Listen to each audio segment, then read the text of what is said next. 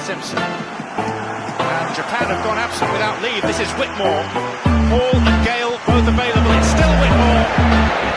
It is the Reggae Boys who take the lead. Ball shot. Greetings, sports fans. We're back again. Welcome to BCN Sports Halftime Show. I can't remember the show. My name is Benton. Yo, BCN Sports Halftime Show. Let me do it again. Greetings, sports fans. Welcome to BCN Sports Halftime Show. My name is Benton Lawson, along with George Pringle. How are you doing, George? Good. Government name gone out there again. It's about time, brother. It's about time people are aware of the actual host of the content and development of the content. We can't carry Junior. We can't carry Junior and other nicknames to our. I informer know my name, man. We can't carry Junior and other names go big board meeting when dealing with high level equity venture capitalist investors. So hey. All right, football sports fans. But how are you doing, family? You having a good week? Well, relatively good week. Relatively good week. Yeah, when you look at all of the information that coming out, it's still reeling from the Hurricane Melissa impacts in Jamaica. Even though I wasn't directly impacted, but I feel like being impacted. And then you have the little idiot politicians up here to are doing them foolishness. And you know what? Let me not say anything more because we need to get in the right, in the good graces of the algorithm for BCN to be out there for people. Because you know, BCN is not even being put out there for people to even know. The hashtags don't matter. I learned that, and that was disheartening as well. Yes, you've been pushing out hashtags for years, and nobody knows about it. It pissed me off. The way how this algorithm thing works, it pisses me off. It really does. And that's how they control growth. That's how the powers to be control growth of your stream. And it's very disappointing. Yeah, but at the end of the day, you know, we do this out of enjoyment, but most rightfully so we want to get some subscribers. And ultimately, we do it. We enjoy doing it, you know, but I always thought it's just because we're boring. I want to say, yo, we can't over here start dealing with them boring money, brother. Subscribe to the channel. Them people are boring. Them boring. All right, let's get to it. We have important things to discuss now, even. You know, sports fans, big up yourself. Hopefully all of you are having a wonderful Wednesday. And when Jamaicans say big up, we want to say thank you. We want to give a shout out. Hopefully it's a positive note. So we do have quite a few non-Jamaicans that listen to the show.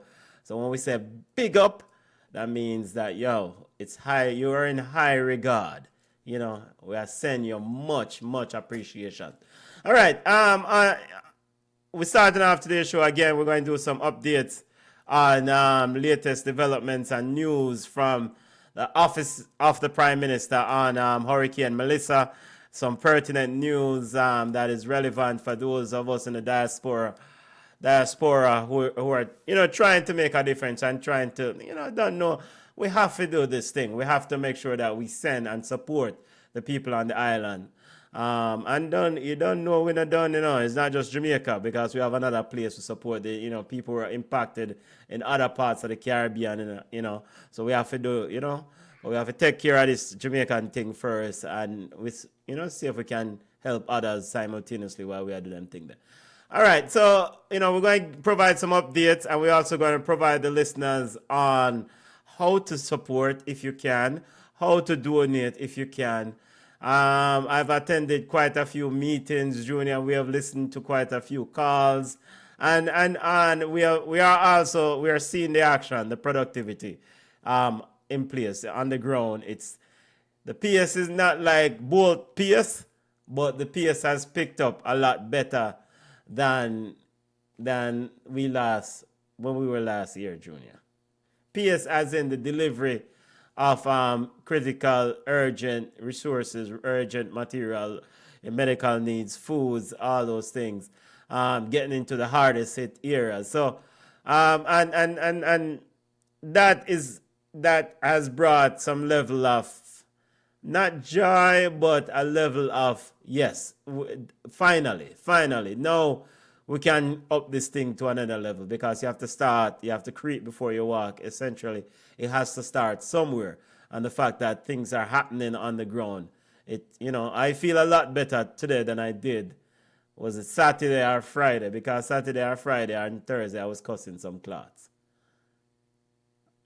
Yeah. What's that? So all right, so the updates that we have, we're going to do some updates. I guess Junior don't have anything else to add, guys. Town man. This is the vibes we get from the town people, because Melissa no go on rough up town, country rough up. Now give thanks for all the town people who are driving down to the rural area, driving from the corporate area with bus load, car load of supplies. I give thanks for those town people. Big up yourself. Teach them, all the crew who are driving down with supplies. But we want to see the entire town people them do it. And Junior is one of those town individuals who want to do it. Well, go on. Well, because I am here and they are there. And Junior like persons, need for load up the truck van and carry down a bag of things. Yeah, I agree 100%. 100%. But sometimes, even though I can't physically be there, people like me can't physically be there. We contribute in other ways, right? Yes. And diaspora definitely flex their muscles, That's a big thing, because I don't know if the diaspora, as the people that, out of Jamaica have not been as powerful as they are.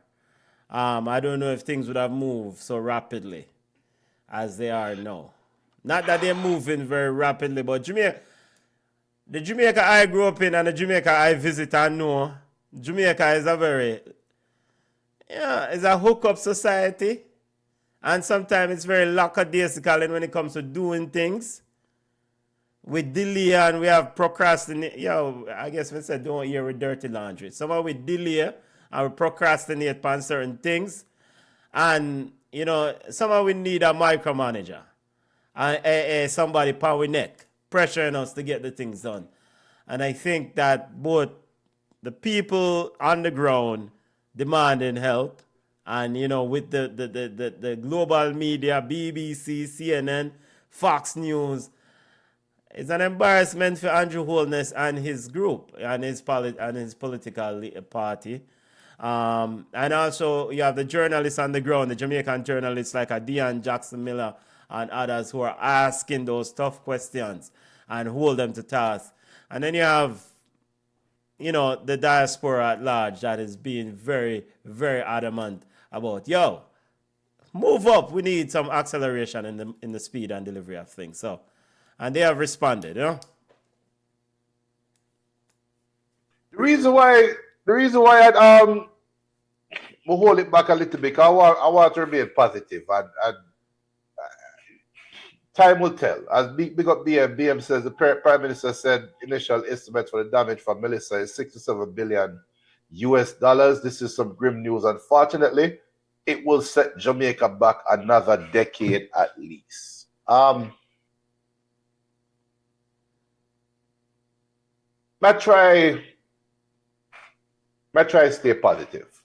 There's another conversation to be had, though. And we don't guarantee if you get time if you have another conversation, That is true. So might as well just have it right now. Speak. So let's have that conversation. And forever hold your peace. That $67 billion includes what? Because I'm sure I've seen some videos in Westmoreland. I've seen some videos in St. Elizabeth where people, I think there was this video, and you have to be careful with what we see on the internet, right? We have to be careful. And if it's not me record the video, I cannot speak of something like it's 100% factual. However, this video seemed somewhat authentic. A family was sitting down with a 2-week-old baby.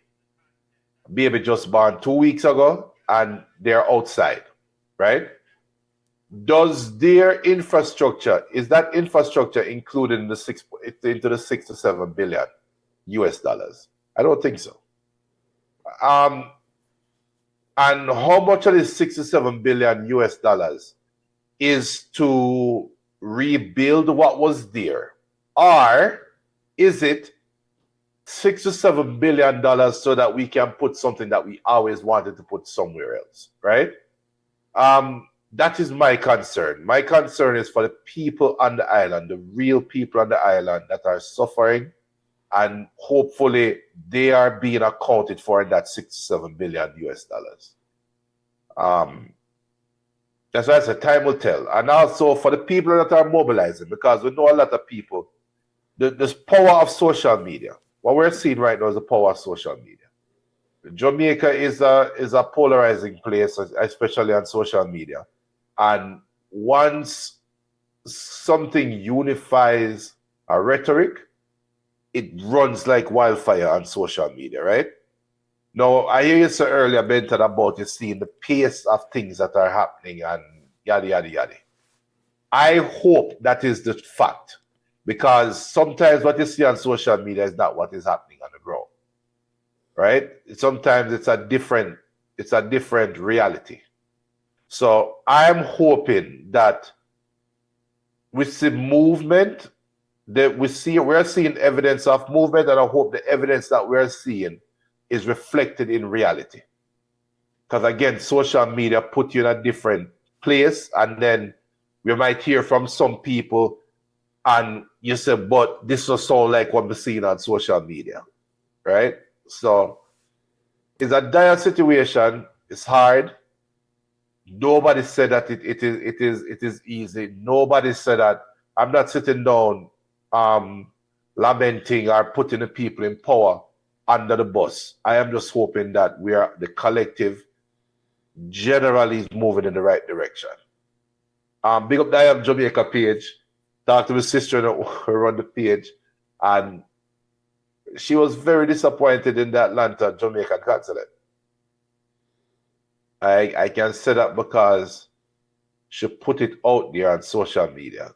Hopefully, she'll get pissed with me for saying that, but because she really doing some big things right now. But she put it out there that she was very disappointed in the consulate, because in Georgia, it felt like the wild, wild west for organizing support for Jamaica.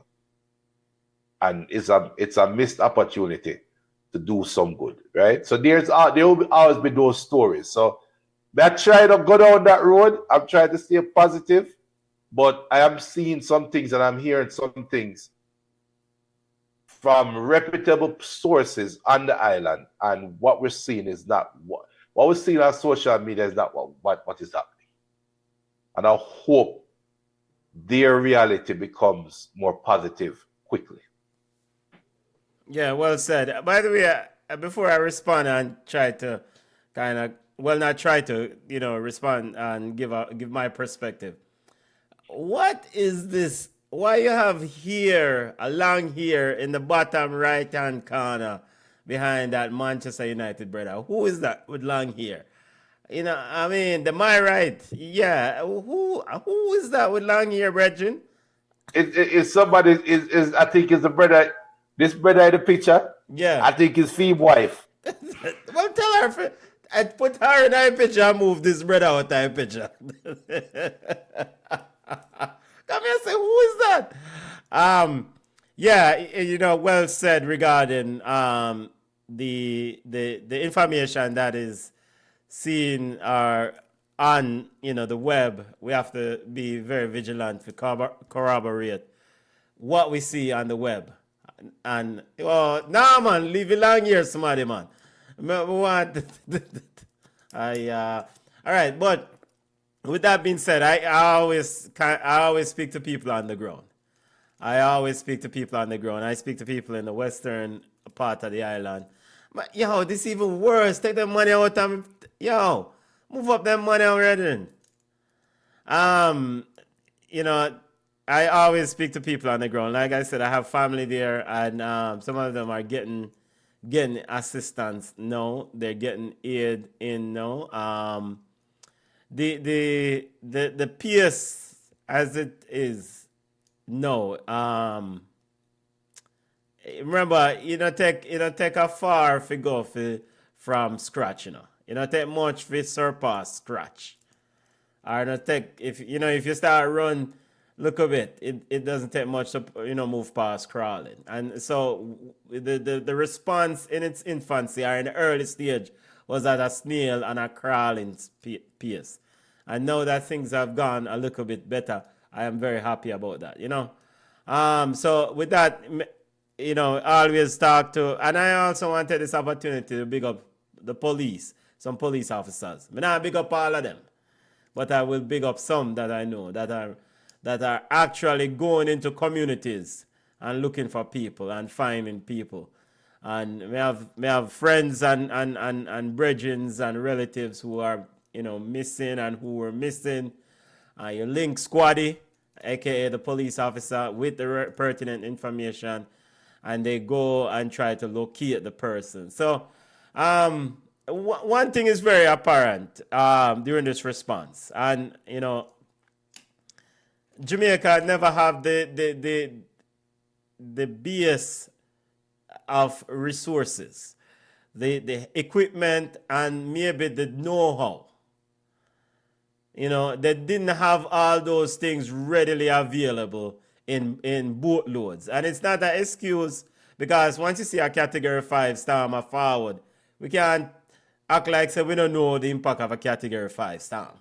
So we should have either brought in those know-how, and there is enough people in the diaspora who are expertise in this space. Them do response, them design response, them work in a U.S. military, them doing exactly the same thing in other conditions.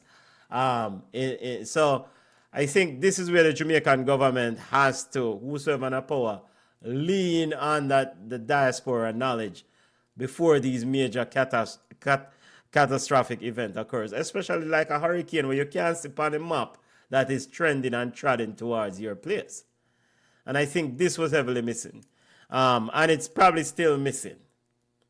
And the thing that, a bug of the week for Darrell Vaz, me just go out and say it. Bug of the week with Darrell Vaz, Minister of Transportation. And him probably have a cost me if this video gets to him. Here's the reason why. Junior, I don't care. Talk to me. Here's the reason why. During an event of this magnitude, and you are one of the voice of that event, of that response, you don't need to have an attitude when asked tough questions, brethren. Nobody now come at you and try to tell you, say you're incompetent. Deon Jackson Miller asked him about the immediate response.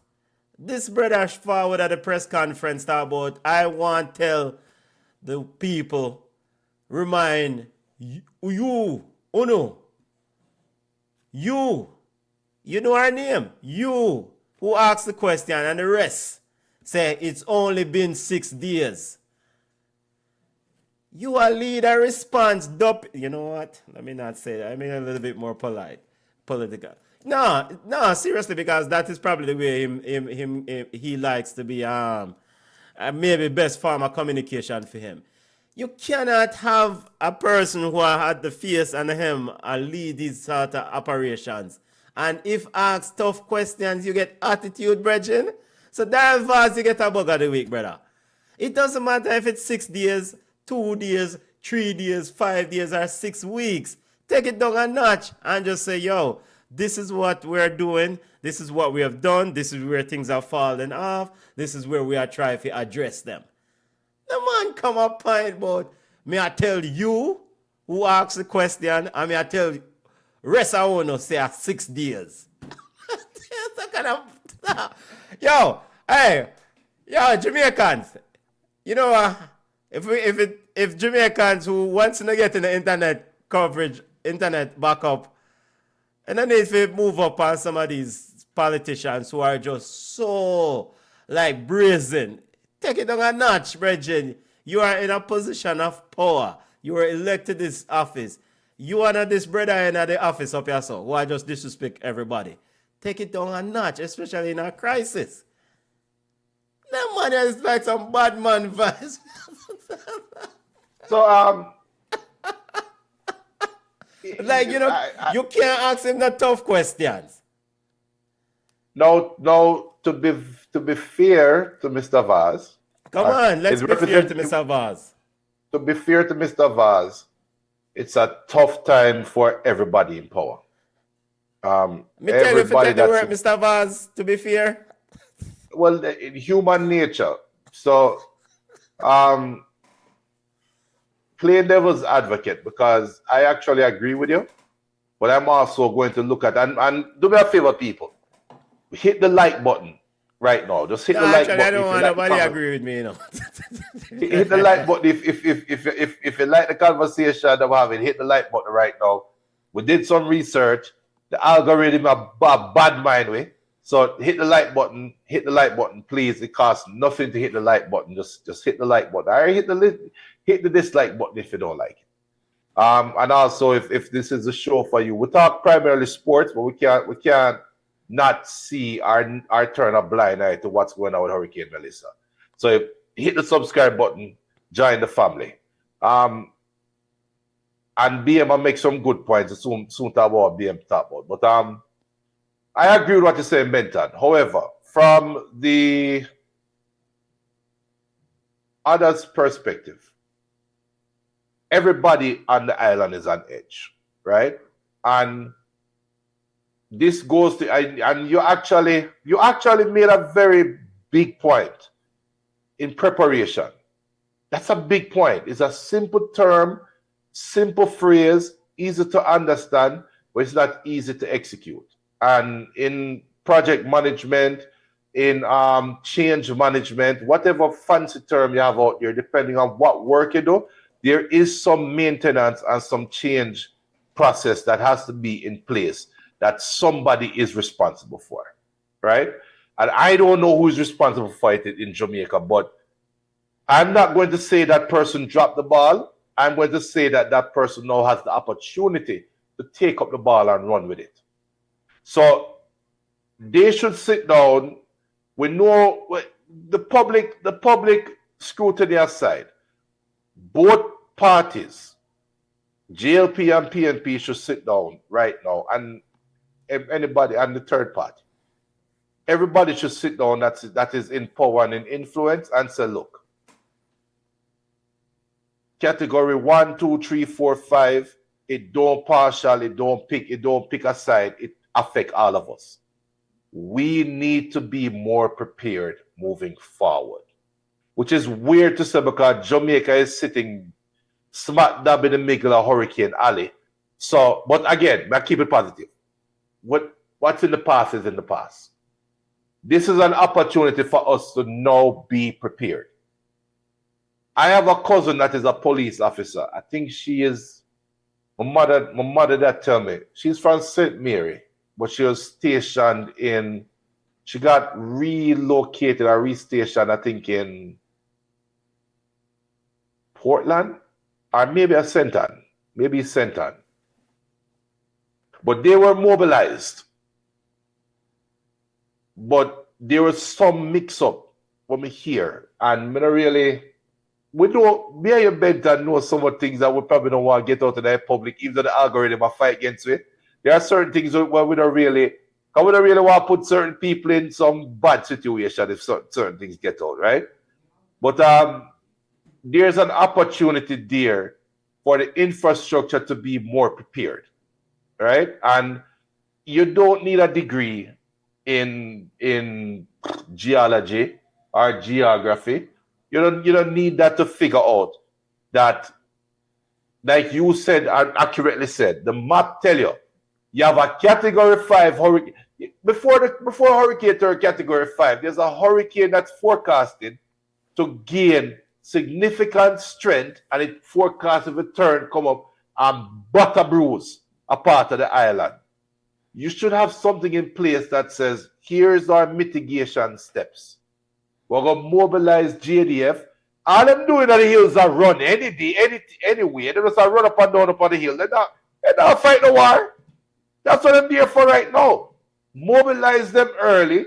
Bring them in those low-lying areas. You know you have 48, 72 hours. Me are going to clean out the whole of that place. Right? We're going to do what we can in a certain amount of time to move the infrastructure. We shouldn't be seeing videos of fishermen. I mean, make it even worse. We should not be seeing videos of fishermen complaining that they have to pay 20,000 or 40,000 to other fishermen so that we can pull in them boat from the water to tie up them boat. We shouldn't. That's what the JDF is for. So them look, if we hearing that on social media, we know it's happening. Imagine what happened that we don't even hear about. That's what the JDF is for. So miss me with the infrastructure of building up house, miss me with the talk about road, miss me with the talk about simple, normal civilization, simple decorum should be put in place. Well, here's some people in Westmoreland. Women are being abused in Westmoreland right now because of lack of light, lack of infrastructure. Nobody can get to where they are, and one-on-one man take advantage of woman down there. All of those can be fixed. This is something we hear about because this is news to me. What? No, but tell you. But tell you some woman that get raped in Westmoreland. When? Let me ask why you are going to West right now. But I got it like a couple days ago. And this is but I was confirmed, but I have no reason I have no reason to put that out there, and I have no reason for the person to tell me that to be lying. Not a reason. And since we're having this candid conversation and the algorithm don't have fight going to anyway, you have people that are driving in the western part of the island with good intentions of trying to help Jamaicans, and you have people standing on the side of the road saying they want help, and when the car stops, you know what happened to the car? It's getting robbed. Yeah, I mean, I've heard Mr. Vaz talk about security, and but we should have.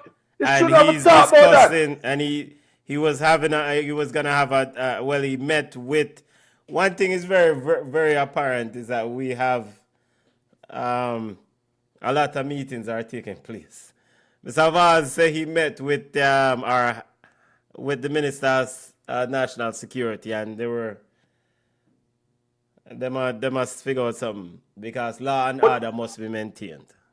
But that's the problem, though, and well, you know, so the floodgates open. The floodgates open. No, I mean this Jamaica. I've never heard about this woman getting abused in Westmoreland. Yeah, I've heard about the robbery thing in St. Elizabeth where 3 people were arrested. But if people are get robbed, then rape a simple something. Rape a simple something. No, but we have to go find some support there one day because this is no extra beating or go on because the people and we depending on the beat people, the people want to do the raping. You know what? Let me just change that. So this highlights the bigger problem for Jamaica. Jamaica splits in 2, and we all know that. And me growing up, and you want to me as a town you would cool. I mean, knowing a country you have the same split. Everybody at Jamaica say you're either uptown or you're downtown. Right? That is common notion, common knowledge. And if somebody wants to say them come from Jamaica and tell them say I'm lying, guess what? Them is an uptown person. And them is a blind uptown person. So when Jamaica is split like that, the politicians them really only cater for uptown people other than the 1 week before election and the 1 day after election done and then pass out the shirt them. So when you have a catastrophic event that happens like a hurricane, and God forbid, Benton, you know Jamaica is sitting on a freaking fault line. We have Port Royal where they get mashed up by an earthquake. Earthquake can happen tomorrow at Jamaica. It's the same problem going to happen because of the disconnect between normal Jamaicans and the politicians. And that is where the problem starts. Because Darrell Vaz, the man and people, Mr. Vaz, and not Mr. Vaz, the people in power, when they are asked, and unfortunately sometimes when they talk, they're only talking from the uptown point of view. Yeah, anybody at uptown talk to me, them tell him about his mother. All right, first of all, you never talk to nobody from uptown long enough for them to tell about it. If you tell about what do you want me to do? One of them says something to me and then me tell him about him. Yo, tell him about him. No, but it's a serious thing. No, but I do agree that those classism and whatever we want label it, them definitely fully loaded in Jamaica. And but I think it's something that's prevalent across the globe. Whichever country you go, Jamaica, the Category 5 hurricane. Yes, this is true. Whichever country you go, politicians, by and large, cater for the people that will pay them and give them a bag of money, and it's usually the people them who uptown at Jamaica. How can the downtown people them wrestle back power from the uptown people and the money? It's stay united. I mean, stay united for the collective effort for the improvement of all communities. Like right now, I don't want to see upliftment and improvement of St. Elizabeth or Westmoreland, for example, and then St. Elizabeth I get left behind. I don't want to see the improvement of Westmoreland or Hanover I get left behind. But some people like, yo, my community I get this, my community I get that, and we are right. No. You know? It's just like back in the day when a lot of us know a man who a thief. Yeah, we are fully 100 go Jamaica on idea. Back in the day growing up, we know a man in our community who's a thief. Him is a straight thief. Him rob thief. But him not thief in a full community. In your community, yeah. So we say, all right, him good. Until one day, him get extra shot. So him say, yo, Junior, look sideways from me one day. And me not like him. So late, me I go stick him up and take off a thing. You know? And if you don't address them problems, so it's like a collective effort. If we should have said, yo, brother, you're a thief. You know, for thief no way and send him go see Corporal Brown. But we never care because Jamaica no switch and I snitch. And I think that's the thing, right? Is at the end of the day, whether it's Westmoreland, Hanover, or St. Elizabeth, all these parishes, all these affected areas. In fact, you know, forget it. All of Jamaica is supposed to get a collective improvement under this. Because the rest of Jamaica have gone through the stress, the trauma. They haven't gone through the structural and the foundational damage. But the rest of Jamaica also providing support for the highly impacted Jamaica. So, yo, the entire... You think so? Yeah, man. I mean, yeah. I think the rest of Jamaica are rally. No, because when you look at the magnitude and scale at which people Jamaicans outside of Jamaica were rally. Me up on calls with people from Canada and people like England and a whole heap of people. And them not come from, when you look at the chat, them say them come from St. Andrew, St. Catherine. Some people come from Portland and them say, yo, we have to do this because we are Jamaicans. That's so we run. No matter what, this is why I'm surprised this channel no boss yet, you know. Because normally Jamaicans, whatever you do, Jamaicans usually support other Jamaicans in large. But I don't know why I'm to Junior from them, they are foreign, them now support him. You know why? I bet you I bet you if I wouldn't even say Trump. I bet you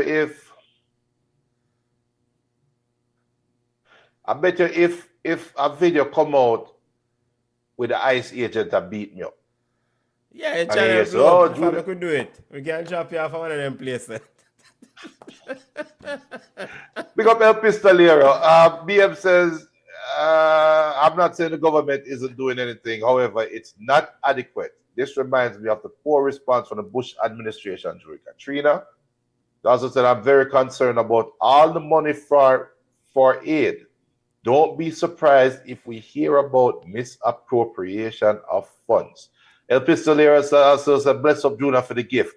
Oh, because I did pay my debt when In fact, but I Man go U ask, beat next time I Liverpool. see El Pistolier, but I go ask that the junior send on a drink. More than a drink with El Pistolero. It take you long enough. Cause I The run football that about 5 weeks ago. in football team, well taken care of, but I have one less thing to worry about. Give thanks. So yeah, I mean, I think the point that we're gonna move, share some information and provide some information. I think at the end of the day, and maybe there's a naivety around me, and me readily admit that. Me don't know all Jamaicans or meet all Jamaicans. I've traveled to a lot of parts of Jamaica. Me used to walk when we used to go to Rossi's. Enough time we never used to get bus, cause taxi man and bus driver said them down carry on. And it's just regular Jamaicans. Yo, schoolers, and I get a ride.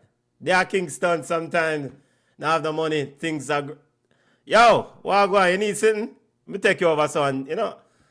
A Jamaican, I help you and show you. And I'm not saying that it happens to all Jamaican. Just in my experience, 9 times out of 10, a Jamaican has been very good to me in our interaction.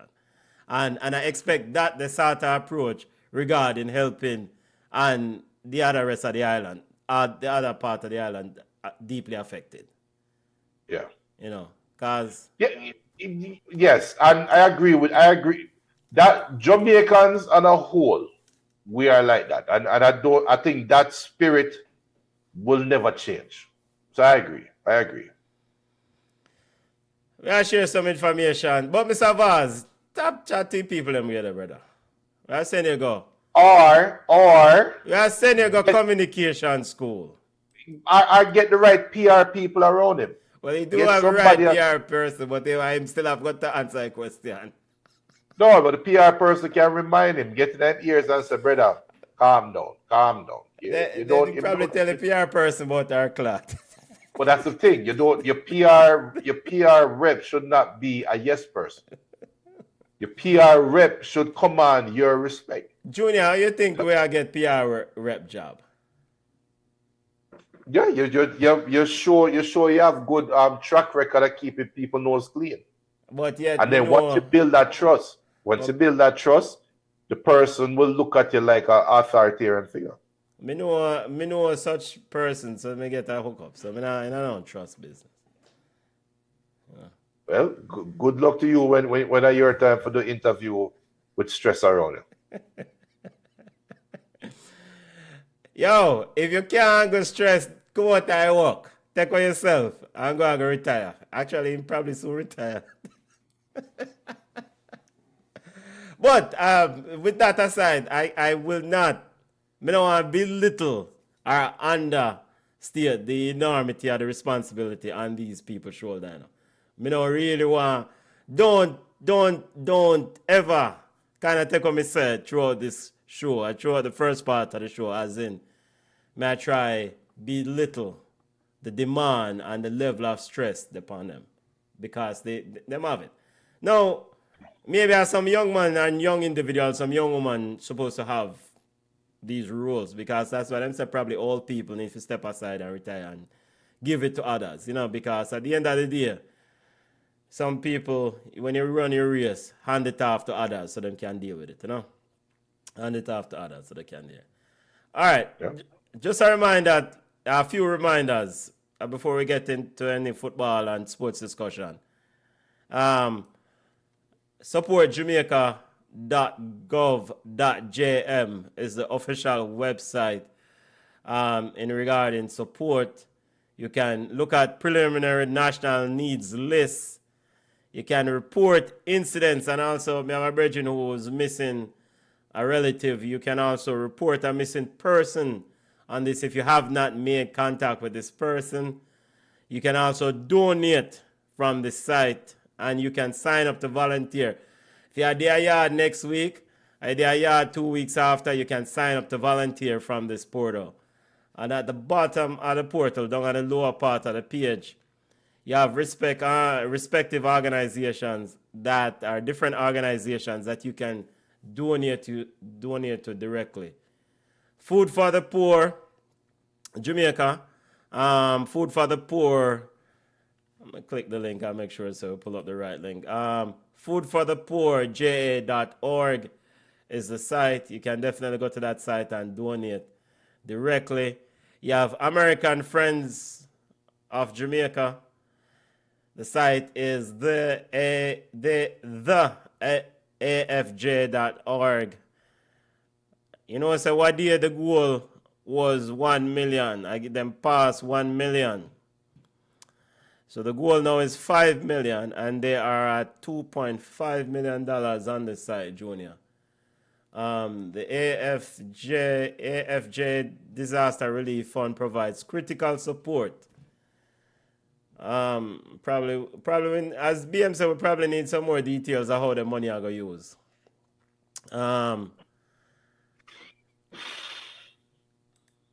You have JN Foundation that you can go to isupportjamaica.com. Go to isupportjamaica.com. If you are a member of the Jamaica National Bank, you know, and you have different locations on the site that you can donate. You can transfer money. They have a no fee transfer period that's running right now. You have a drop-off site in the UK and other parts of the US that you can drop off goods and items, non-perishable items, toiletries, and others.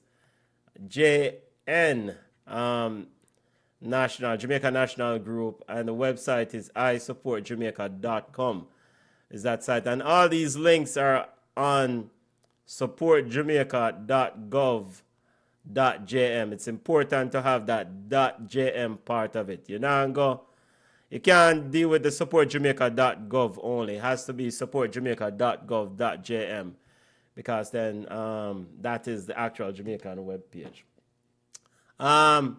If you're in the Atlanta area, I know Junior have friends in the Atlanta area, and you know, so BCN Sports, we already rolled out supporting the initiative in Atlanta. You have Jamaica drop-off sites for the Jamaica Atlanta Association. If you can pack goods or drop off things at the respective sites, if you're in Atlanta, you can do it, and the people then will ship it off. There's like 12 locations in Atlanta you can drop off items.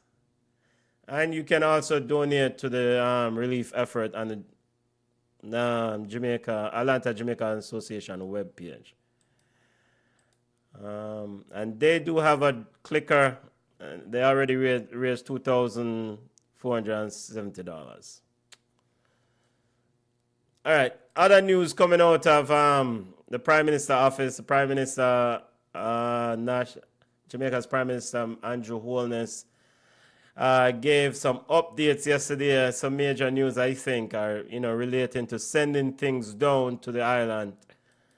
To speed up the fall. So in a statement posted on X from Mr. Prime Minister himself, Andrew Holness, he said to speed up the flow of humanitarian goods, the government has approved the following: customs duty and GC exemption for the importation of relief supplies for a 2-month period expiring December 31st.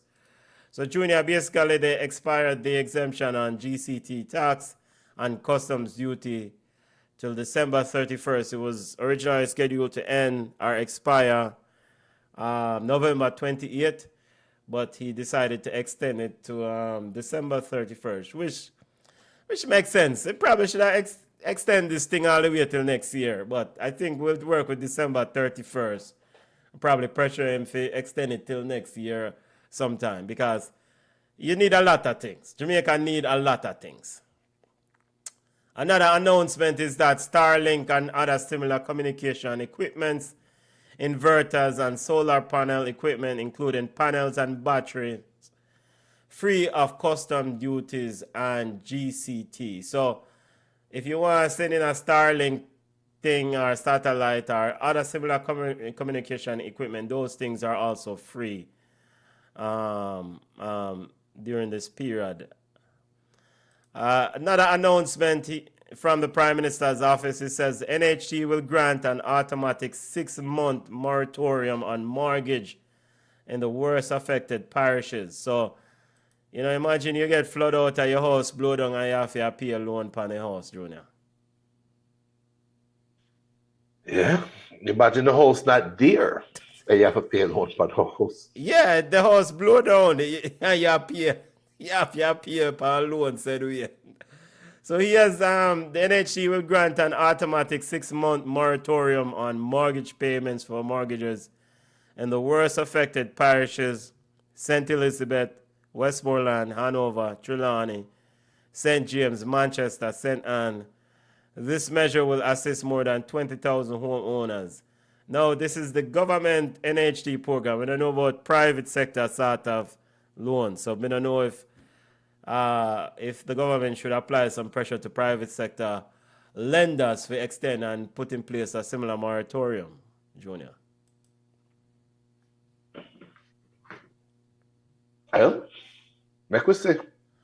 Housing support for all other parishes. The NHT will continue to consider individual moratorium applications for those who have lost income or face special hardship. That is what the Prime Minister said regarding those are the two major developments. And of course, you know, things are getting into the island. Well, yeah, there's another announcement, 3 major announcements. It says housing support. The National Housing Trust will introduce a special home improvement loan of up to $3.5 million of an interest rate of 2% available to both existing mortgagors and contributors who need repair or rebuild their homes. So they're making available home improvement loan up to 3.5 million Jamaican dollars. Junior, talk to me about the conversion on the thing there. Because you're the maths man. I wouldn't even, I don't know. So it's at an interest rate of 2% on those loans. And to further ease the burden, the NHU will provide a special grant of $500,000 to help contributors repair damage to their homes or those of immediate family members. Grants will be awarded based on demonstrated need and the level of impact. So it's imperative that ones get those images, capture the images, record the videos, and put those things when they submit those applications for these respective loans, these respective programs. So I don't want to be that guy, but be that guy, Junior. I mean, we don't know. The only question I ask is this an investment opportunity in Jamaica, though? Say that again. Is this an investment opportunity in Jamaica? I'm sure some will look at it that way. Yes, definitely. I mean, is one of the biggest things you can hear about people who have long money, aka those who are wealthy. Mm-hmm. When there are natural disasters or some of the most catastrophic events, when tragedy. All right, we can't talk. When death has occurred or bad things occurred, the wealthy are the people with the long money. They definitely use that as an opportunity because, so I I would recommend no Jamaican to sell them land. Just be careful because you might get some cash offers in the coming weeks and months. Right. And we don't know how Jamaican landed expensive. Like, speaking of land, maybe we can make a one run. See if we can.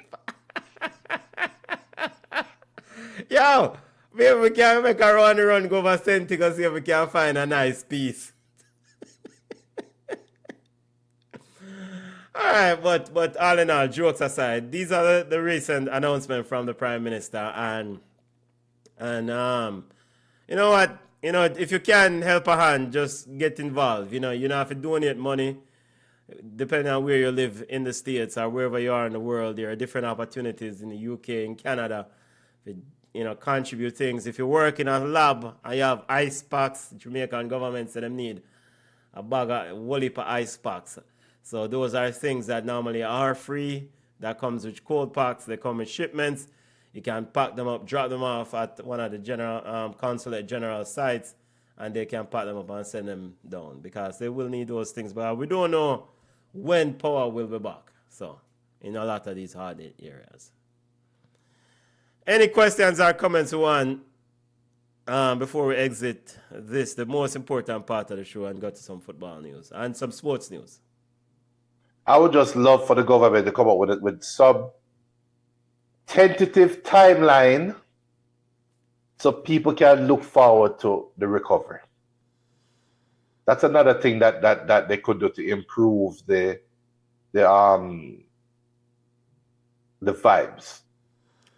Yeah. Is by saying like something that would be good is by Christmas we intend to have majority of the power restored to customers. Yes. You put it that way. Okay? A bag of people bridge light. But by Christmas we intend to have the the seaside district back up and running. By then we intend to have the fishermen back out in the sea comfortably. This is an opportunity. By New Year's, we intend to have by January 15th, we intend to have the kids back in school with running water and with infrastructure back in place. We'll do some things like that, some timelines like that. Yeah. That's something that you can live to, because you don't have to say by next week. Give yourself a generous buffer. But to something out there and say we are working towards this, and show some tasks that you have done and not the tasks them done one by one. If you're really serious about recovery, that's what you'll do. So short and long-term goals and long-term targets. You have short. I do expect those timelines should roll out in the coming weeks because, again, one thing we're good at is having meetings, and there are a lot of meetings taking place. And one of those meetings or multiple meetings should be centered around what now after we get the catastrophic bond. What now? How are we going to go forward? What are the low-hanging fruits? What are the early things to hit at, and then the long-term things? And then who will do it? Are you doing contract? How are you going to award these contracts? And what can we do differently? Because there are a lot of things that have been thrown around, Junior, and someone's even said that maybe you need to relocate people.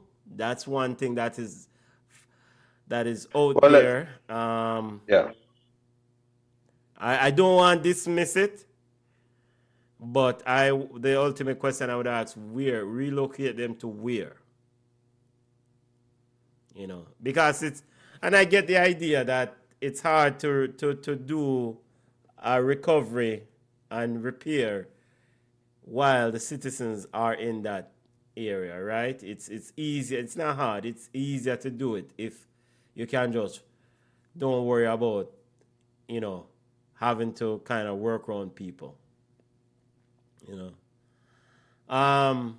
I was told that in some parts, I think there's a part of St. Elizabeth where there are some tents were set up, and so I haven't verified this, but I was told that some people were intense.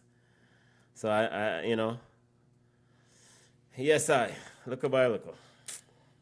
Yeah, BM says the recovery process will be ongoing for months and years. It's not a quick fix, unfortunately. True. Yeah, it's not. And one way I look at this thing is, and I'm not the only one because I'm not smart. Obviously, there's an opportunity to right some wrongs. Some of these things that were built, where they were built, how they were built. Right now in Jamaica, you have kind of one-ton building.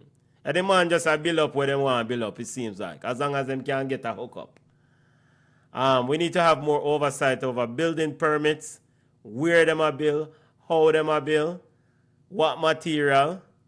Because what we know, if you squeeze Junior, the man who oversees building permits a yard or money back in idea, Junior say, yo, roll out, man, you're good. And we have to get. Some people call that corruption, but corruption can lead to other problems. And clearly, some things shouldn't be built where they're built, how they're built. So we need to figure out the best way to do that. A better way to do it. Yeah.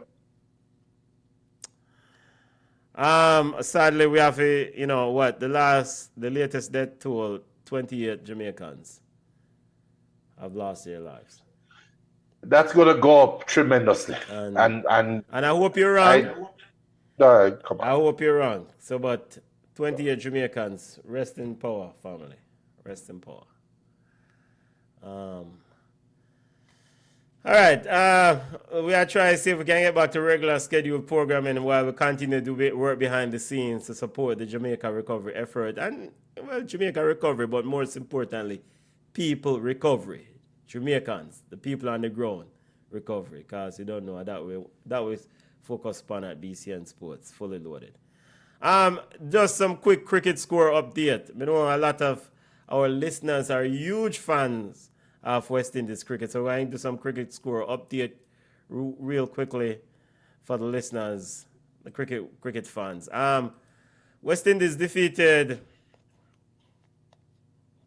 New Zealand in a first of two T20 games, Junior. Game played last night at about 1:15. Well, played this morning at 1:15 a.m. our time. West Indies batted first, made 164 runs from 20 overs. Shea Hope 53 runs, 39 ball from face 39 delivery. Ravman Powell 33 runs. Jacob Duffy and Zach Folks were the better bowlers for New Zealand. New Zealand, in reply, only made 147. West Indies won by 7 runs. This is the first of 5 games T20 series, and they will play ODI and also Test. So it's all formats while they're down in New Zealand, Junior. The next game is tomorrow. Tomorrow morning. Tomorrow, as in tonight, 1:30, 1:15 a.m. 1:15 a.m. Yeah. Okay. Because I got up at what? 5 a.m. to watch the last part of the game. But the game they done. So we just turn around and go back on my bed. So what I might do, I might see if I can catch the first part of this one. Yeah. We could see. I mean, right now the order of the day is consistency. Yeah. And that's what West Indies should be looking for. Yeah, I mean, first of all, you get the win, secure a win. Now let's see if we can become more consistent. Yeah. And this is on the back. This result is on the back of following up 3-0 sweep of Bangladesh. So West Indies just left Bangladesh and they won that series, the T20 series 3-0. They lost the ODI series 2-1, but won the T20 series. So this is all in preparation for next year's upcoming T20 World Cup in February. World Cup is scheduled to be played in Sri Lanka and India, I think. So, but big up to Ravman Powell, former captain of this team. He's been doing well, and as a yardman, we're glad and proud that he can continue to produce. West Indies almost lose the game though. It was close. Yeah, because there was some fireworks at the end, but yeah, Michelle. almost doesn't count. Yeah, the Michelle Santner made 55 from 28 deliveries, and in Butter Bruise the man them at the end, aka he hit quite a few sixes. I think one over he hit 24 runs. Now as a bowler, you just keep bowling back, running up 6, 4. But that's the thing with T20. That is the goal is get wickets as fast as possible. So you don't care about giving up runs as long as you win. That's a different approach. Yeah, but I guarantee say I get wicket, brother. True. Man, them a Butter Bruise you.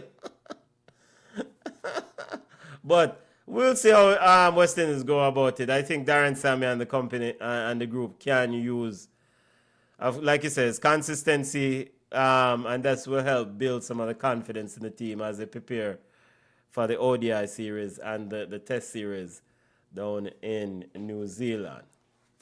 Yep. All right, pivoting from cricket over to football, Champions League football, Junior. I mean, the game of this round, Liverpool versus Real Madrid, I would say, was the game of the round. Game ended with Liverpool victory over Real Madrid, 1-0. I think Liverpool needed this victory. Of course, Liverpool coming off 1-0. What? A 1 or 2 them beat Aston Villa in the Premier League. Aston Villa? They Butter Bruise Aston Villa. I don't know, 1 or 2. I thought it was a 3, right? A 3 them beat Aston Villa. I didn't remember. But they defeated Real Madrid. 2-love. 2-love, okay. Because they defeated Real Madrid 1-0. A goal from Alexis McAllister in the 61st minute. Your thoughts on the game?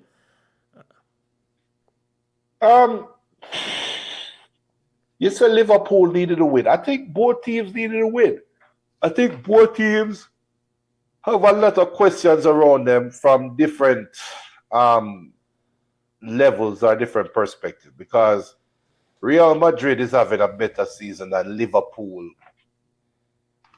arguably, right now, right? But they still have question marks around them. Still have question marks around Xavi Alonso. What is his best level? Still have question marks around Rodrigo, and most importantly around Vinicius Jr. So both teams came in this game needing something positive, and Liverpool got it. McAllister, McAllister kind of remind me of, it's not Makalele. Sorry. Let's try to remember a midfielder that don't get the ratings that he deserves, but is pivotal to his team. And that's what McAllister is to me. What type of extra rating him deserve? No, McAllister is doing for Liverpool what Gigi did for Liverpool during his years on a different production scale. What? Who did? Gigi with however I want him. You remember Gigi? I remember how that. The youth just scored a goal, man, get against Real Madrid or Barcelona. You remember the brother from Netherlands? Gigi with Nandin or whatever I want him. Oh, Gigi. Okay, yeah. Genie Wijnaldum. Yeah. Yeah. Jorginho with London. They call him Genie. Okay, Yeah. Genie Wijnaldum. What happened to Genie Wijnaldum? Where him there? I think did he retire? Because I know he left Liverpool Where did he go? He's currently playing for El Atifak. Oh, in Saudi League. Yeah, in that Saudi. So he left Liverpool, went to PSG, then went on loan to Roma, and then since 2023 he's been playing for El Atifak. So, but that's McAllister just turn up, do a job, and do more than his asked when given the opportunity. He's somebody that when you give him the opportunity, he doesn't shy away from producing. And that is what Liverpool took to win the game. Real Madrid, to me, were toothless, but they played to a game plan. They purposely tried to make the game boring in my eyes. And it almost felt like their approach to the game was, we know Liverpool going to mess up. Let's wait for them to mess up to take advantage. Let's not give them the game, right? And Liverpool stood steadfast in the game and played extremely well. I know, even though other ballers and bugs, my ball of the week have to go to we'll find you. Have to go to Bradley. Conor Bradley. Who played right back for Conor Bradley. Conor Bradley. For Liverpool. Conor Bradley put Vinicius Jr. in his pocket and hit him for the whole game. And anytime Mbappe went over there, he was locked down. Jude Bellingham was locked down as well. Anytime Conor Bradley played a whale of a game. And he gets my ball of the week in that game. Salah was influential as well. Salah tried his thing. But it's just one of those Liverpool games. Liverpool seemed to have found something. Because the Aston Villa win is not an easy win. Worse would coming off the run of results. And then coming now and beating Real Madrid now is even bigger. And then let's see Sunday when they play against Man City. All right, couple things. I watched the game. In fact, there was a thought in my I was thinking if we should run a watch along. But all right, so Liverpool needed this victory more than Real Madrid did, and Liverpool won the ball game. So to me, that was the first check. Liverpool needed this victory, number 2, with the recent run of forms. Right. The recent run of form has been poor leading up to the Aston Villa game. And this is another addition to after the Aston Villa game. Let's get back right.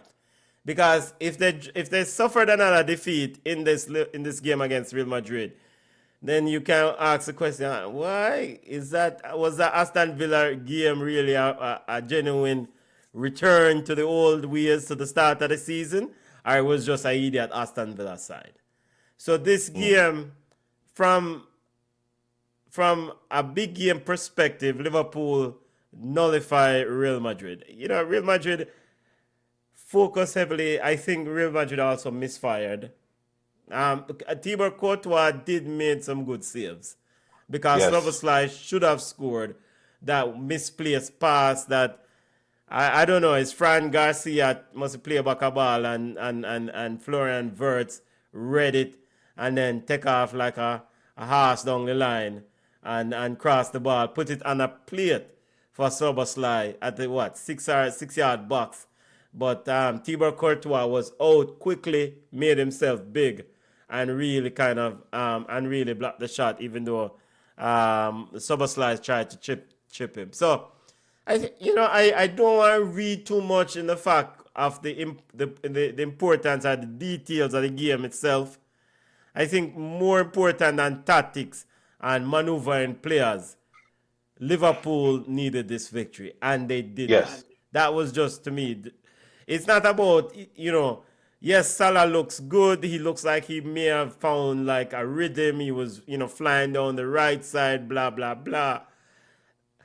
McAllister did this, that. To me, all them things are good, all good and well. Ekitike flew out, and that's all good and well. But most importantly for Liverpool, they won the football game, and that added more confidence to them going to this game, Man City, against Man City. Because with this now, I can see them going this game against Man City with an appetite to really win this football game, because the run of form has kind of turned. I mean, I said turn the corner, but the recent 2 results have said, yeah, we have some results that we can hang our hat on.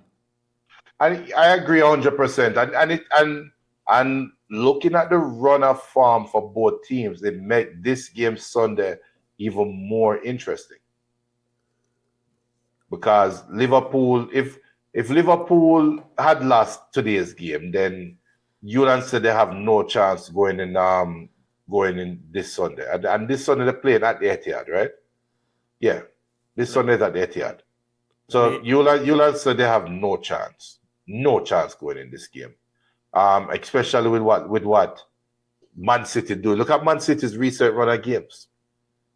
They're on fire, and Phil Foden seemed to be rounding back to some form of himself. Haaland is Haaland.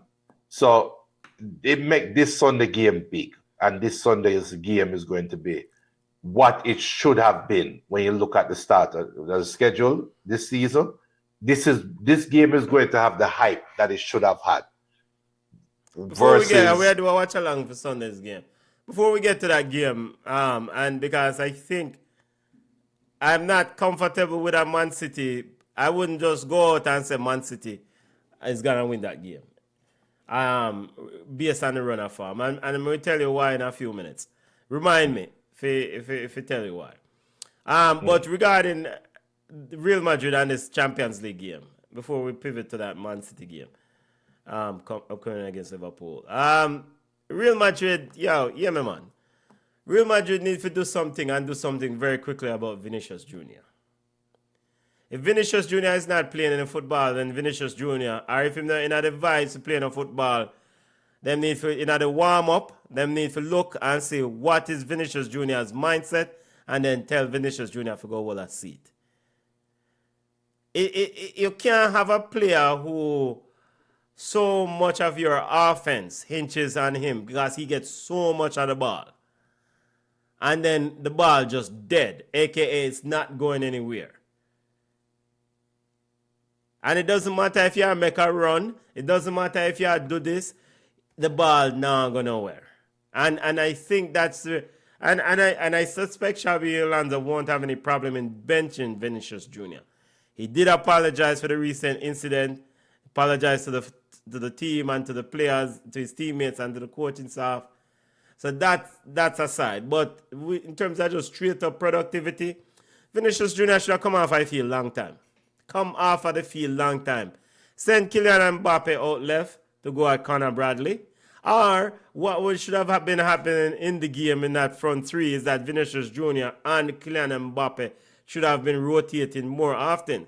Because there were moments when Kylian Mbappe went at Conor Bradley and got the better of him and put the ball in the box. But nobody in the box because Mbappe did that. So he can't pass the ball, cross the ball and run in himself. So that's where Vinicius Jr. should have been. And yeah. So Vinicius Jr., this thing with Fede Valverde playing a right back. And I know Trent Arnold must have just come back from injury.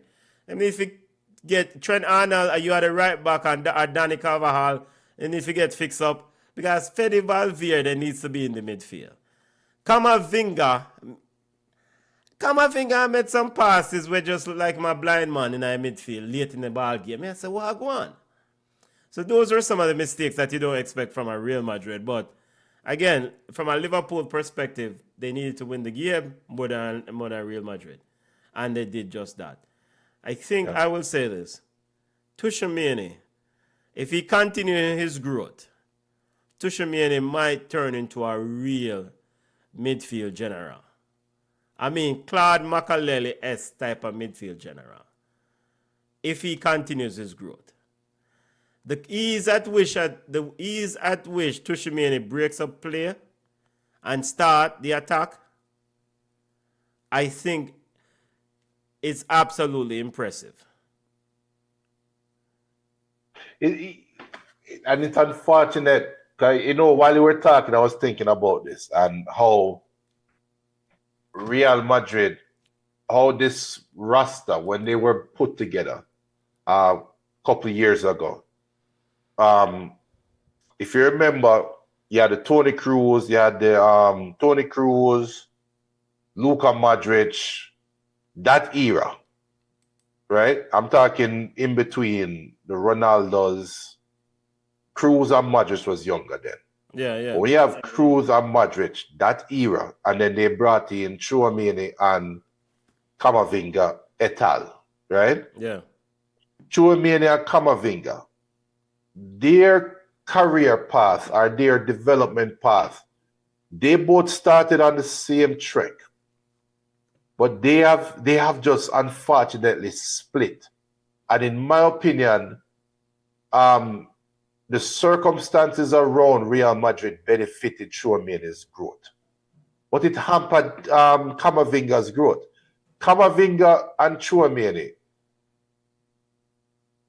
would be the ideal double pivot midfielders, right? Ideal. They complement each other well, blah, blah, blah, blah, blah. But look at Chouameni's development at Real Madrid.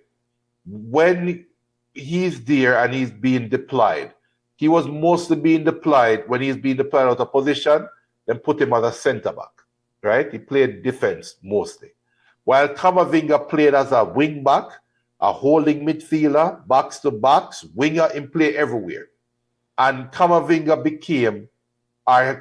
has become, what do you call it? Utility player.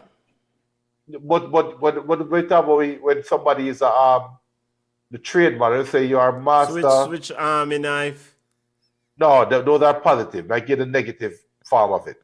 When somebody will say you are jack of all trades, master of none. He's the Mikel Antonio of Real Madrid. That's harsh. That was uncalled for. But Mikel Antonio, that was uncalled for. A jack of all trade, wasn't he? Didn't he start as a left back one time? No, that one is time uncalled he played right back, one time he did a winger, and then he ended up playing centre forward. But then he did well as a centre forward. I cannot think of anybody. And he did well as a centre forward later in his By the way, that's life. Now maybe Camavinga will do well at a position later on in his life. Maybe. But for me, I don't think Camavinga is developing well. While Chouameni, because he got the opportunity to play as a centre back, his vision of the game became wider. And you can see where his centre back experience is now helping him as a holding midfielder, which I agree with you. So right now, Xabi's team seems more balanced in the midfield. Right now, Jude Bellingham seems more happy in the midfield just because of Chouameni. And it's just unfortunate that Camavinga, even now, still don't have a role. No, but this Camavinga is the one that has limited his own development. Even if it in the summertime, go down to Brazil and spend time with Vinicius Jr. As according to some of the reports, I do workout. Go to real baller, go spend time with them in the summer. And I don't want a Vinicius Jr. fan send me to hate me. Go to a midfielder. They're still crying over the Ballon d'Or, so he's okay. Okay, Junior. That's uncalled for. That's very much uncalled for. Go spend the summer with a midfield general, man. Because I think Camavinga is still like a young baller his brain is rushing his decision-making process. And sometimes you don't need to be in such a... The greatest thing a midfielder, greatest thing a baller, any professional can do is when the process slows down for them mentally. The greatest asset a midfielder general can have is the ability to slow the game down to their level. Camavinga want to rush the ball game and he might make some passes when he say, Camavinga, just slow down, brother. Chill now. Hold on now. Remember, say we're not pitting them, and whereas Tushimiene now, Tushimiene is more measured. He observes the entire field, and then he makes the decisions. So it's not always the right decision, but he's evaluating the decisions. Whereas Kamavinga seems to have predetermined the decisions before he actually passed the ball. You know what? You 100% right, and I have to pull back my criticism. I thought they were the same age. Chouameni is 25. Yes, Kamavinga is what, younger? 22. Kamavinga is younger. Yeah, Kamavinga is 22. Yeah, younger. So, I mean, he has years to grow. Yeah, Kamavinga have years, a lot of years. Yeah, has years to grow. And Chouameni, I wouldn't consider 25 years old at Real Madrid. You're no longer a young baller. But you're past the young baller stage. At 22 years old at Real Madrid for Kamavinga, you're not going to get a whole heap of time. You're a veteran. You're not going to get a whole heap of time. So what they did with Martin Odegaard, then lend him, and then sell him. Yeah. It's me I deal with. So, I mean, one thing I will say with Kamavinga, sorry, Junior. Yeah. It's a player that you can easily slot in on either fullback position. Because with the injuries building up, we see him play left back on Carlo Ancelotti one time, if my memory serves me right. Yeah, he did. It's a player that say, yo, you know what? He played the role so well. He played it so well, you make you wonder, say, should he become a left back then? But like, I honestly, he would be perfectly served in a Ruben Amorim system. I'm not advocating for him to come to Manchester United, but he'll be perfectly served in Bayern Munich system.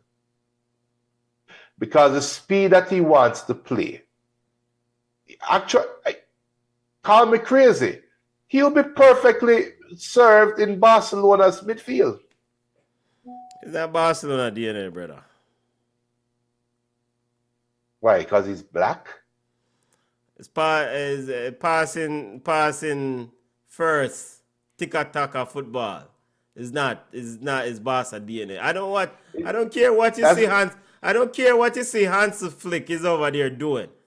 Barca DNA is pass ball to death. That is Barca DNA. Johan Cruyff football. I don't care what Hans Flick over there do right now. With him quickly break speed, attack and down defense. No, that is not Barca DNA. So how is Kamavinga different than Ed Milson? Ed Milson. And I'm going way back, sir. Yes, I am pulling Ed Milson. We're looking at Ed Milson at 20 or 22 because we're judging Kamavinga now at 22, you know. Remember when I look at Ed Milson, my big man, you know. Would I pay attention to him when he was 22? But look at how Ed Milson was deployed at Barcelona. Now and to me, Kamavinga is in my mind's eye, and I could be wrong, but in my mind's eye, he's fitting that Ed Milson role. Now, Ed Milson was more defensive minded than Kamavinga, right? But Kamavinga can fit that role, and I'm talking about the Barca DNA and what he has to offer to the team. But we know he's not going to Barcelona. We know that. So we shouldn't even entertain that conversation. But you just had to send out things, Aya. You sound hurt. I mean, all right, looking at some stats here, and maybe I'm being unfair to Eduardo Camavinga. His passing accuracy overall is close it's touching 90%. It's 89.4. You sound hurt. You know, in 2023-2024 season La Liga, 90.7%. In last year in the Champions League, it was 90.6. He's completed 3,101 short passes, 2104 medium passes, and 501 long passes over 7 seasons. Now, at the long passes, then we probably are concerned with the accuracy of long passes. I need to drill down on the data. Because sometimes, you know what, Kamavinga remind me of Paul Pogba sometimes. Him probably spend time with Paul Pogba. Him take up him head and him say, yo, a long pass time right now. And that is exactly what I do. So then Paul Pogba couldn't play at Barcelona?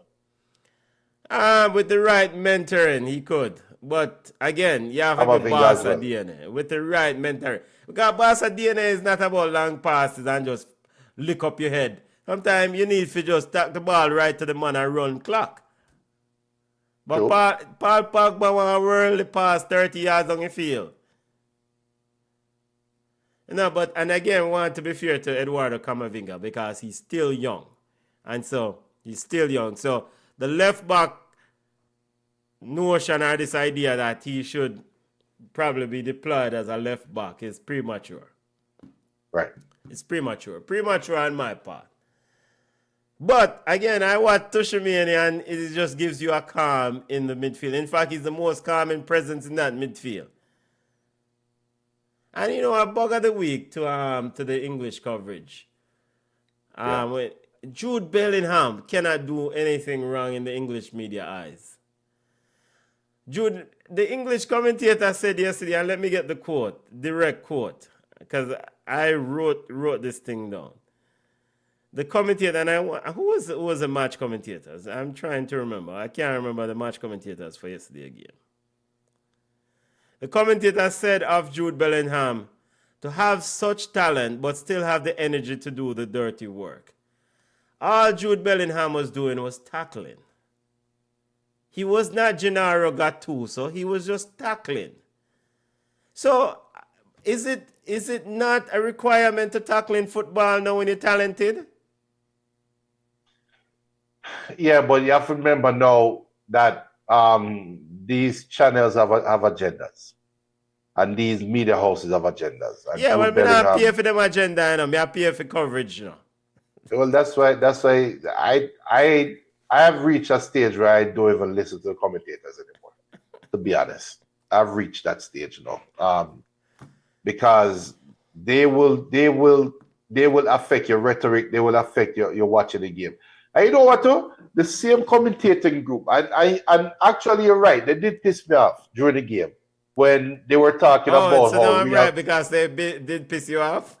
Yeah, they did. I agree with you. The commentators are off because they made it sound like Real Madrid disappointed us, the viewing audience, because of their approach to the game. And it was a very I get the sentiment it was a Liverpool BS sort of commentary. I never get our English BS because it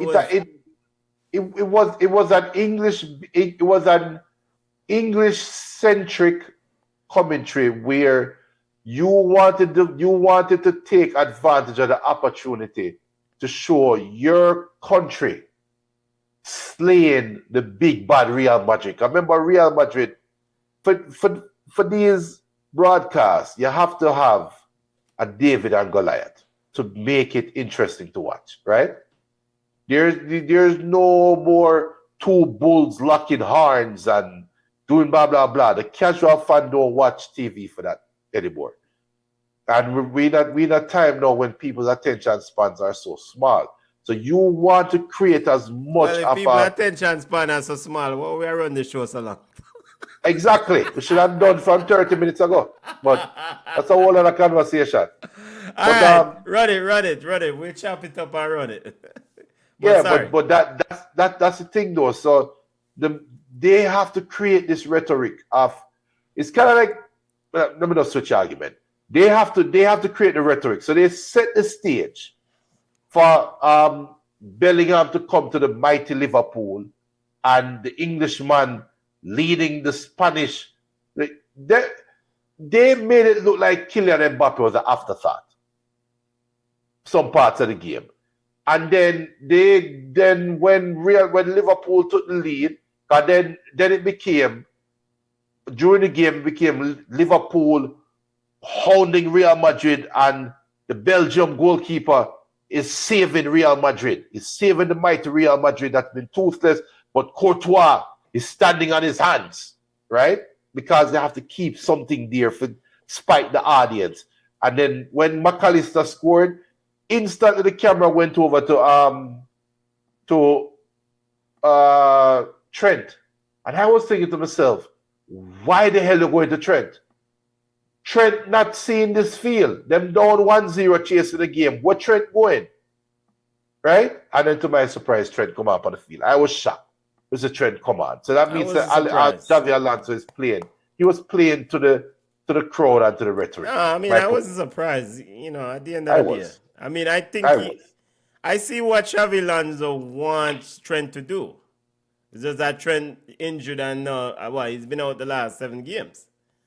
And by the way, if we hype up one Englishman, isn't Trent an Englishman? They might hype up Jude. Why not Trent? But they did. They started by highlighting him returning to Liverpool and how the Liverpool faithful booed him. And then make sure to catch the boo and make people hear the boo. So all of that, they create these storylines to keep people watching for the storyline. And then you have Bradley versus Vinicius Jr. Yeah. And then them highlight that. Then them highlight Van Dijk and Mbappe. So them create these David versus Goliath conversations, and sometimes we'll buy into it. And you rightfully said that they created this Bellingham hype. Bellingham is this cult figure because you don't have a lot of Englishmen playing over in foreign leagues and starring it up. Worse the mighty Real Madrid. Royal Whites. Hey, before we leave this thing, sometimes I cannot emphasize. I just want to emphasize how excellent Kylian Mbappe is. And Kylian Mbappe is stunningly excellent as a goal scorer and a footballer. There was a shot Kylian Mbappe took during a game that didn't score, that went wide. And I don't know if you remember the shot. The quickness at which he took the ball, because the ball was played, Vinicius Jr. went down the left side, played the ball around Conor Bradley. The ball bundled like bomb in the ground. But Kylian Mbappe was able to, and most ballers would have to take an extra touch to get that off target, get the shot away. But Kylian Mbappe somehow turned his foot a certain way and turned the ball, and it just curved wide at the right post. Kylian Mbappe, when we sit down and watch his goal scoring and the shot and the quickness at which he unleashed these shots and goal, it's amazing. It's absolutely amazing to me. You do know he's not in his prime as yet, right? You do recognize it, right? I don't care about them things. I just enjoy the ball. But you don't care about them things. That he's going to get better. I'm just enjoying the baller right now. This might be his prime. I'm enjoying the baller right now. Well, that is true. That is true. But that is true. But he's going to get better. If he gets better, it's gonna be He's only 26. Crazy. He's only 26. Crazy. Speaking of which, the camera span, and we spend a lot of time because of the big game and big teams. And before we get to the other man, Liverpool fans, someone leave the Trent Arnold boo in the road now, man. Leave the thing there alone, man. You don't need for your boo with Trent.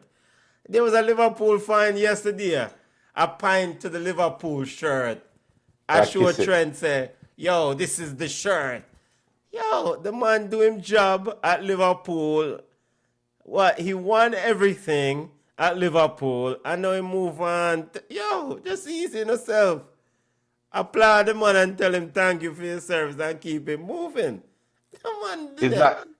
It's not like he left and went to Everton. Even that. Yo, them are going like to them who own the baller, and the baller have to come into them forever. And I think people are coming to forever in a marriage, much less a club ball. You cannot spell fanatic without. Yeah, fan. man. I mean, come on. Speaking of which, another baller that just in a strange situation is Hendrick. The camera, I saw Hendrick on the bench behind Xavi Alonso. It's like Xavi Alonso forget about Hendrick. No. Why? All right. Yeah, Mbappe. What is Hendrick minutes like this year? Appearances? Who cares? What was Hendrick's production like last year when he was getting minutes? Was he producing? In 22 matches, him score 1 goal. So why the hell we're talking about Hendrick? Hendrick shouldn't even be on the squad. You made a significant commitment to Hendrick financially, and you have him earmarked as the future of your team, and him not get the minutes. And that is the reason why Carlo Ancelotti is not there anymore. No, but what's his face? Florentino Perez, the Don himself, recognized talent. Yeah, but that because yes, he could possibly be talented, but is he ready to is he ready to command the field after Kylian Mbappe and keep the production high or even give them a rush of high production? No, he's not. He's not. I mean, we would know because he's not getting no production. He's not getting a chance. But he's not good enough. He's not good enough. If he's not good enough, he's not getting a chance. 22 games, 1 goal, and you're a striker. 22 games, 1 goal, and you're a striker. So show me the actual service to the striker. What do we have service stats games? 22 games, 1 goal, and you are a striker at Real Madrid. And it's not like the 22 games you played were in Champions League games and in Champions League knockout games. 22 games, 1 goal, and you are the striker at Real Madrid. You know, Harry Maguire has more goals than Hendrick over the same period. Harry Maguire play more games. No, over the same period. Harry Maguire scored more goals over 22 games. Of course. Manchester United have one lob up corner and send him up to go score a goal. Of course. But then with that being said, Hendrick doesn't have a leg to stand on. He's lucky to even still be at the squad. They shouldn't get rid of him a long time ago. And they should get rid of him in January. And if Xavi, I think Xavi has an extended honeymoon period because he hasn't really upset the apple cart as yet. But if he's serious about branding Real Madrid in his identity, there are some players he's going to have to get rid of. Hendrick is one of them. Hendrick is 1B. 1A probably is Vinicius Jr. It's probably too early to make a broad conclusion on Hendrick. It's too early. All right, send him on loan. Send him on loan. Too early. Send him on loan, man. Let's all watch 19. Real Madrid this weekend and see if Hendrick going to get some minutes. No. I will agree about the loan move, though. All right, other Champions League result before we leave this thing. Because, like you said, listeners have a short attention span. We don't want people to take for themselves after a certain time. Which game was it? The PSG versus Bayern Munich game was the other game. Manchester City defeated Dortmund 4-1. But you wanted to mention the PSG versus Bayern Munich game. Big game. Big game. I remember this was the same game that cost Musiala the start of the season during the Club World Cup, right? Remember, it's Bayern Munich versus PSG. Yes, Luis Diaz picked up a red card in this game. Scored 2 goals and picked up a red card. And unfortunately, Hakimi took up a serious injury. Ankle injury. Not Hakimi. Not as bad as Musiala's injury, but it's kind of like it's just bad coincidence that PSG Bayern Munich plays twice and over the last 6 months, and two of the big name players get hurt by reckless tackle. I don't think Donnarumma's tackle on Musiala was necessarily reckless compared to Hakimi's one, but still, unfortunate incident. But for the game, though, I think Bayern Munich have won 16 straight games, I believe. I think they have won 16 straight games. It's something ridiculous to do it. And the fact that they were able to win in Paris, finish the game with 10 men, and still was able to hold out to win is significant. So, is Bayern Munich a serious contender for the Champions League this year? Or will their gung-ho style of football catch up to them as usual? Only time will tell. With a very good game. It's a very good game. PSG, are you call them paper champion? Are you call them fake champion in the summer? Like you're right, because I think Dembele get hurt too. Dembele got hurt early in the game. Yeah, Dembele. So a lot of questions left for PSG still, but Bayern Munich, they can feel good about themselves. You know, Luis Diaz posted on Instagram, quote, "It was a night full of emotions. Football always reminds us that in 90 minutes, anything can happen, the best and the worst. I was sad not to finish the match with my teammates, but proud of their incredible effort. Wishing Hakimi a quick return to the pitch," end quote. Junior, that tackle, any sort of additional punishment? Nah, it was in the spirit of the game. It's an unfortunate outcome. We've seen tackles like these before where we look back and say, yo, that was a broke foot tackle. That could have been worse, right? Bayern Munich coach Vincent Kompany said after the game, quote, "I hope Hakimi recovers quickly. We know what it's like to have an injured player with Jamal Musiala injured against PSG in the Club World Cup. It can happen in matches with such intensity," in quote. Right. I mean, why bring up the Musiala injury there? So, I mean, it happens. It's a part of football. It happens, but then it is also to say, you know, sometimes, and I'm not going to say Kompany is young. He's not a young coach.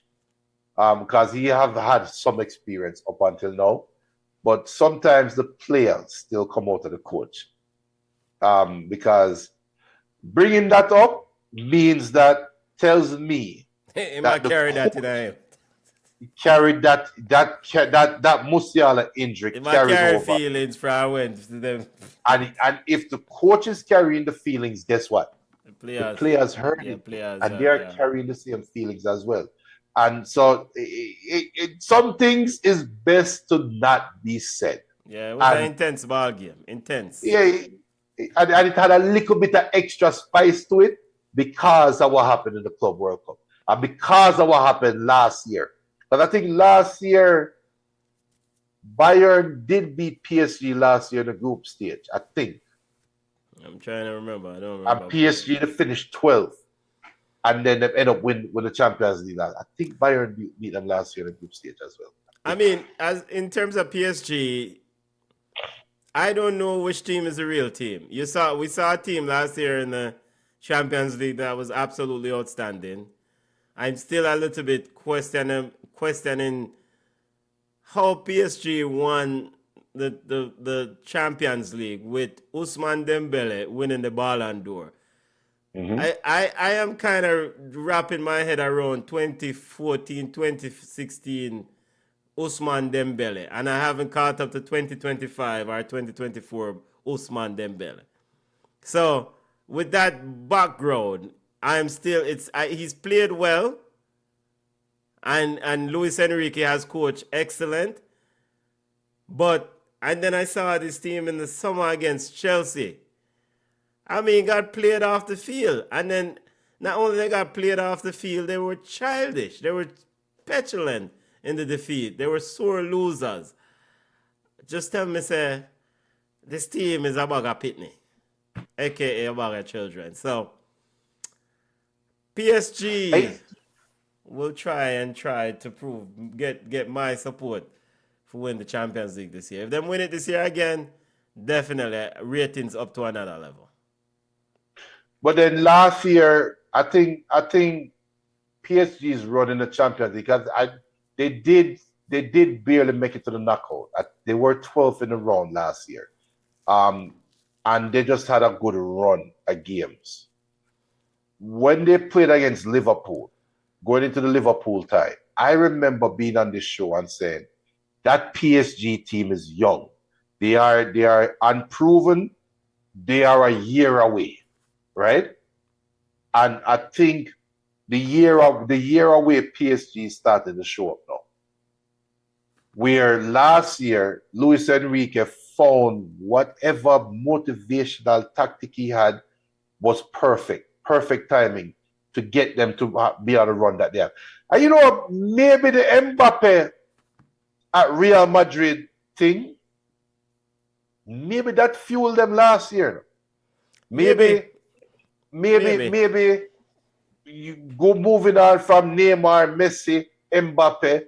Well, how will you guys fare this year without the big three? We're not ready. Dembele is a video game man. Oh, would He was a video game man. I know. We don't make it up. He was. In fact, he probably still is. But that rhetoric though, telling that to those players, along with Luis Enrique, the way how he motivates players, that might be just the perfect storm to say, you know what? Let's go on this 7-game run, 8-game run, and just do something. I'll be that guy. I know often I'll be that guy and say this. PSG got lucky.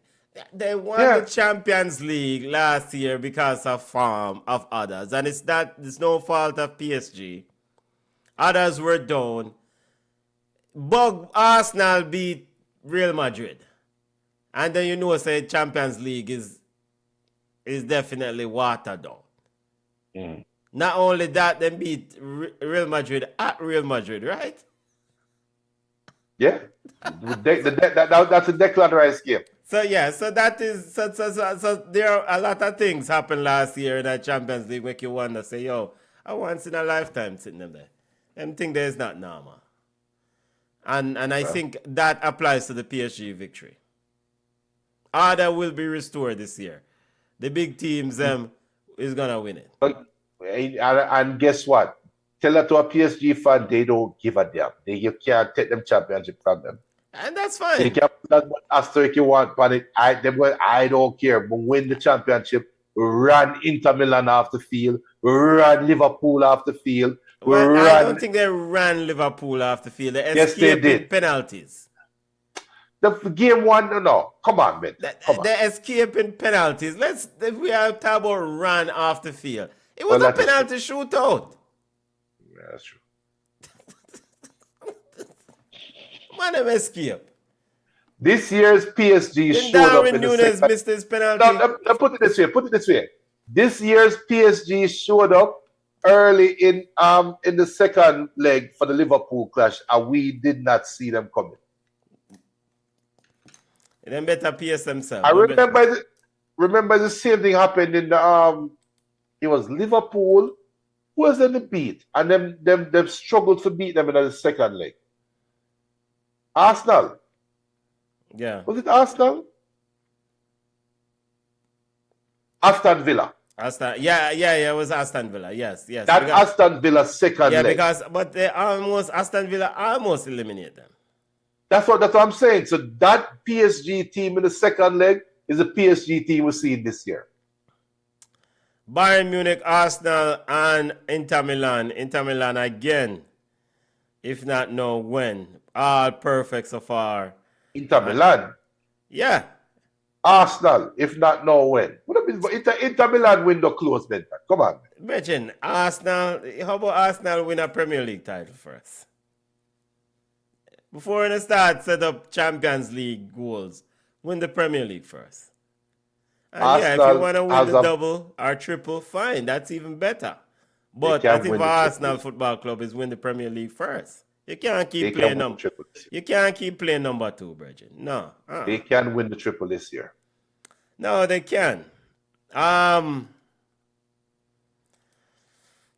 Yeah, you know what? It's late in the night. I don't really want to set things where we have to go revisit in a few weeks.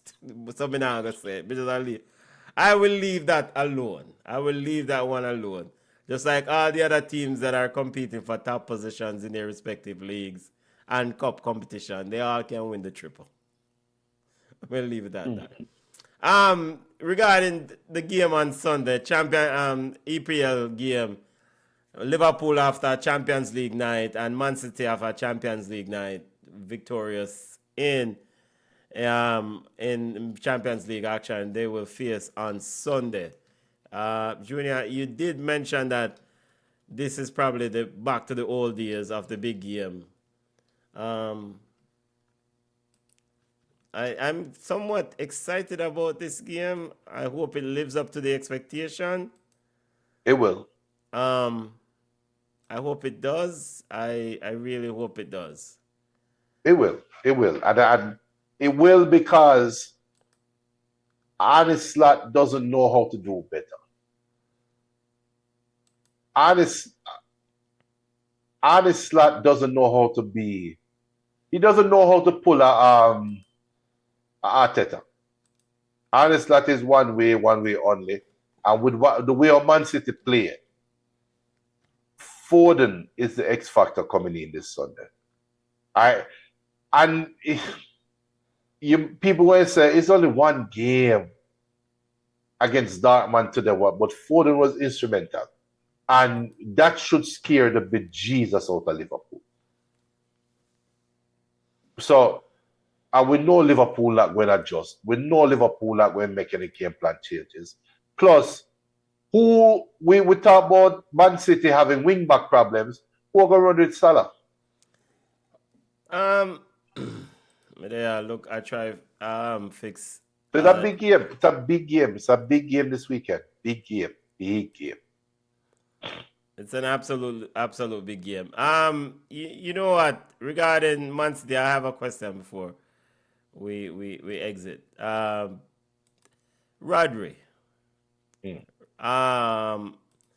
He's had kind of a stop-start season. Injuries have. What? I mean, Pep said recently it's almost like he's there in terms of the stats. When you look at the numbers in terms of, the readout in terms of performance, in terms of passes, disruption, it's similar back to the old self. But in terms of the other aspect of it, it's not there. And I think the other aspect is the mental side of it, if I'm understanding Pep. He's coming back from a major injury. It's almost, I don't even know, is he playing this week? I would suspect that he tries to play this week. But the problem is this. This is a problem to me. Pep has ultimate control at Man City, right? And Rodri is his Ballon d'Or winner from last year. He's a Ballon d'Or winner. Coming off a serious injury. And these injuries, it's not a 1 year, it's a 1 year recovery for you to get back on the field.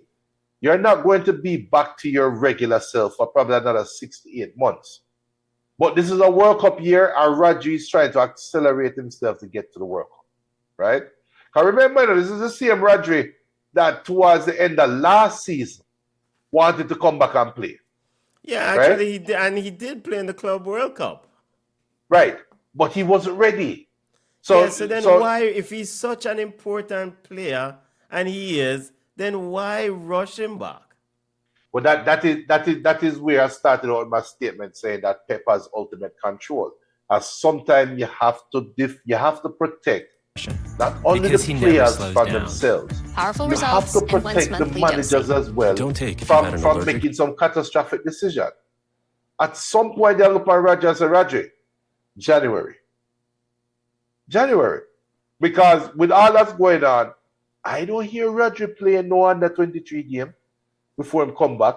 When I hear Rodri going through any kind of rigorous stress test. So his stress test is actually playing in the game. And yes, the ball, like the mind is there, so the mind allows it, but the body can't keep up. It's not fully healed. So he has to recover first. And with that being said, I expect him, I don't know if him out for weeks, but if not, if he is available to play, or if he is allowed to play, he will play.